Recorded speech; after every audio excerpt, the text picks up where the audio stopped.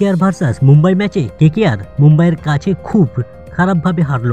আর তার কারণ এক বালক। অভিষেক ম্যাচেই নজর কাড়লেন 23 বছর বয়সী বাঁহাতি স্পেসার অশ্বিনী কুমার। মুম্বাই ইন্ডিয়ান্সের জার্সিতে প্রথমবার মাঠে নেমেই কলকাতা নাইট রাইডার্সের ব্যাটিং লাইন আপকে গুড়িয়ে দিলেন তিনি। মাত্র 24 রানে 4 উইকেট নিয়ে কেকেআরকে 116 রানে অল আউট করে দিলেন তিনি। ম্যাচের পর অশ্বিনী জানান, অভিষেক ম্যাচের উত্তেজনায় সারা দুপুর কিছুই খাইনি, শুধু একটি কলা খেয়েছিলাম। তার কথায় প্রথম ম্যাচ তাই চাপ ছিল, তার দলের পরিবেশ এত ভালো ছিল যে সহজেই মানিয়ে নিয়েছি। অধিনায়ক হার্দিক পান্ডিয়া আমাকে উইকেট লক্ষ্য করে বল করতে বলেছিলেন। অশ্বিনীর বলের গতি ঘন্টায় 140 কিমির বেশি ছুঁয়েছিল। বাউন্সার এবং গতি পরিবর্তন ছিল তার প্রধান অস্ত্র। ওয়াইড ইয়র্কারেও তিনি দারুণ পারদর্শী। গত বছর শেরি পাঞ্জাবের টি-20 ট্রফিতে দুর্দান্ত পারফর্ম করে মুম্বাই ইন্ডিয়ান্সের নজরে আসেন তিনি।